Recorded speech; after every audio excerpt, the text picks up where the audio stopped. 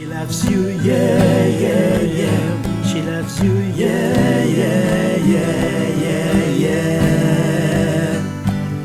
You think you loves your love? Well, I saw her yesterday. It's you she think it all. Hola gente, soy Alfredo Tricánico y una vez más les doy la bienvenida a las historias olvidadas de los Beatles. En este capítulo seguimos recordando las giras que los cuatro de Liverpool hicieron por el mundo.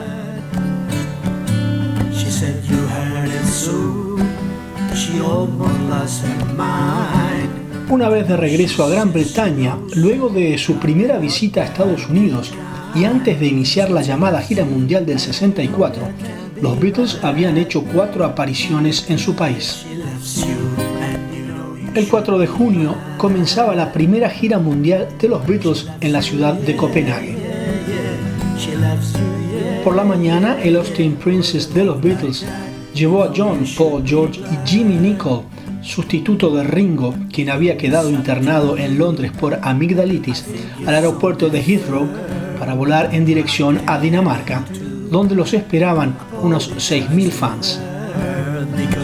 Frente a las puertas del Royal Hotel se calculaba que había una multitud de 10.000 personas que paralizaron el centro de Copenhague y la policía danesa tuvo que controlar la muchedumbre.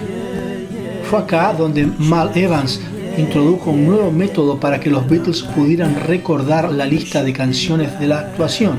La pegó en sus guitarras. En el KB Hallen hicieron 2 shows con 4.400 fans en cada uno e interpretaron 10 canciones. Pero al término de la segunda presentación se produjeron disturbios cuando el presentador anunció que los Beatles no regresarían al escenario. Mientras tanto, en Londres, en el estudio 2 de Abbey Road, George Martin grababa sus partes de piano para la canción Slow Down y realizaba mezclas de Long Tall Sally, Matchbox y I Call Your Name.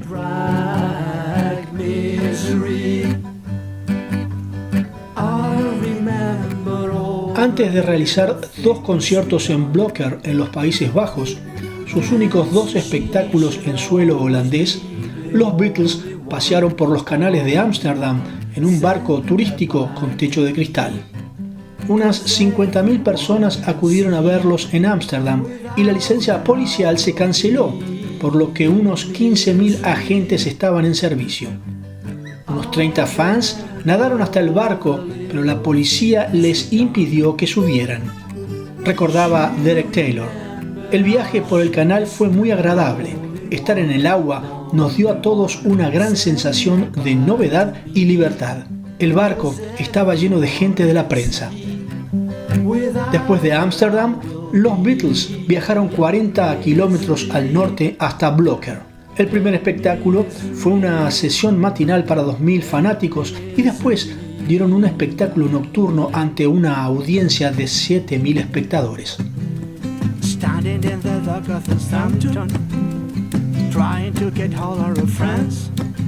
Los Beatles dieron 2 conciertos en el Princess Theatre de Hong Kong y los teloneros en esta ocasión fue el grupo The Maori High Five.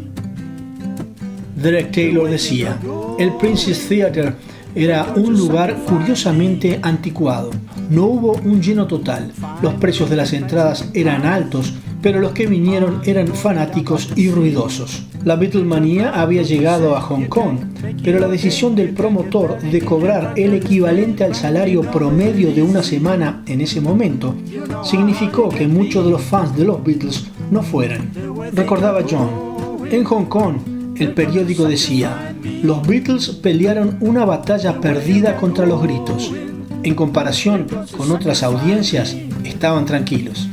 Por su parte, Paul decía: Hong Kong tuvo un desempeño ligeramente plano en un lugar pequeño. Se portaban bien, tocamos, pero no disfrutamos demasiado el espectáculo, aunque al menos nos escucharon. Al día siguiente, los Beatles volaron hacia Australia.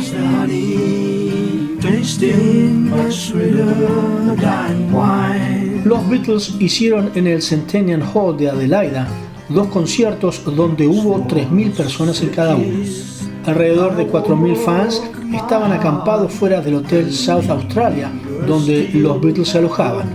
Decía John, Australia fue un momento alto, como la primera vez en Estados Unidos. Nosotros apareciendo en todos los canales y 10 discos en las listas. Es curioso, pero había más gente que venía a vernos allí que en ningún otro lugar. Creo que toda Australia estaba ahí. Había buena seguridad y nadie resultó herido. Mientras tanto, Ringo emprendía su viaje para acoplarse al resto de los Beatles en Australia. Cada uno de los conciertos de los Beatles en Adelaida tenía la misma lista de 10 canciones y fue la última aparición de Jimmy Nicol como suplente de Ringo. Al día siguiente se reunieron todos y el 15 de junio Nicol voló de regreso a Inglaterra. Recordaba a Nicol: los muchachos fueron muy amables conmigo, aunque me sentí como un intruso. Ellos me aceptaron, pero no puedes entrar a un grupo así como así. Ellos tenían su propia atmósfera, su propio sentido del humor. Es algo así como la camaradería entre amigos que no puedes romper o acoplarte al instante por más que quieras.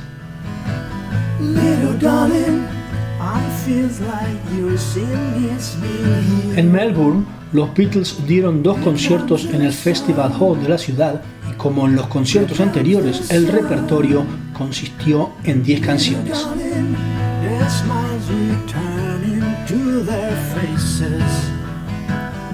Los Beatles, al llegar a Sydney, los esperaban alrededor de 1.200 fans, junto con 300 policías.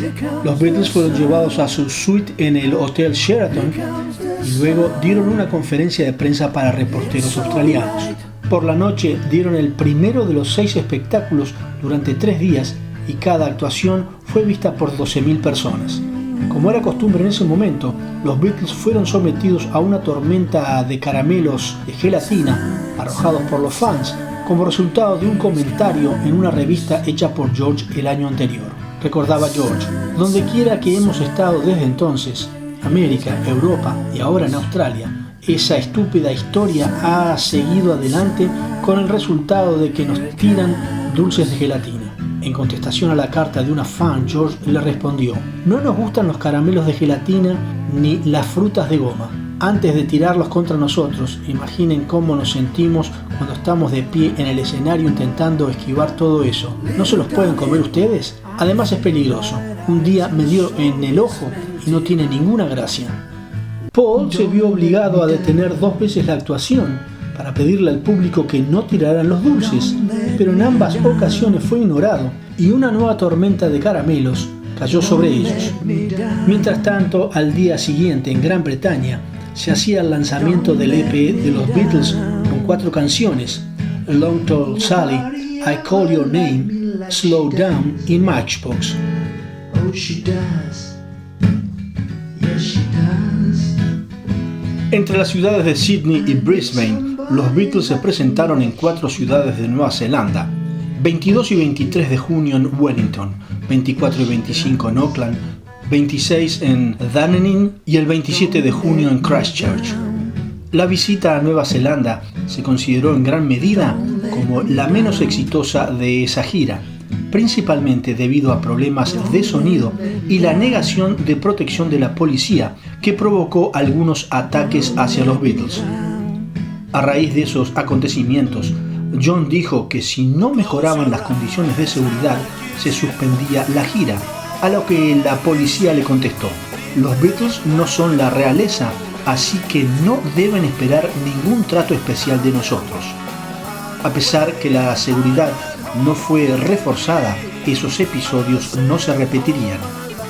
Hicieron 2 shows en cada ciudad y en promedio la audiencia fue de unos 3.000 espectadores por presentación.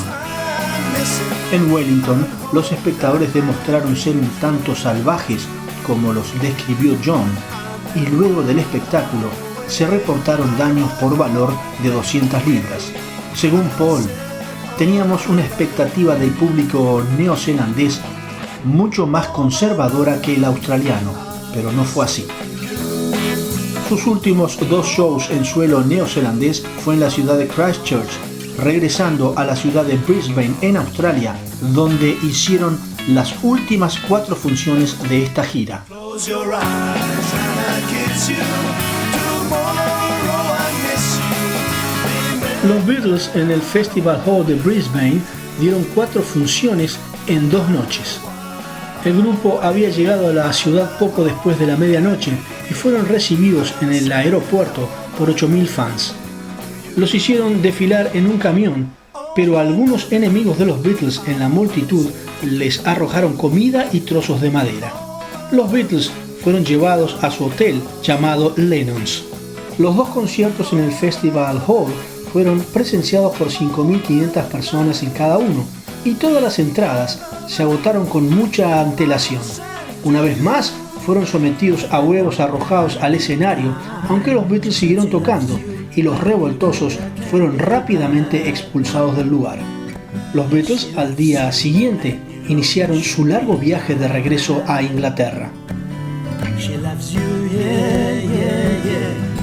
Y así llegamos al final de este capítulo. En el próximo episodio seguimos compartiendo con ustedes lo que fue el cierre de la primera gira mundial de los Beatles. Gracias por su compañía.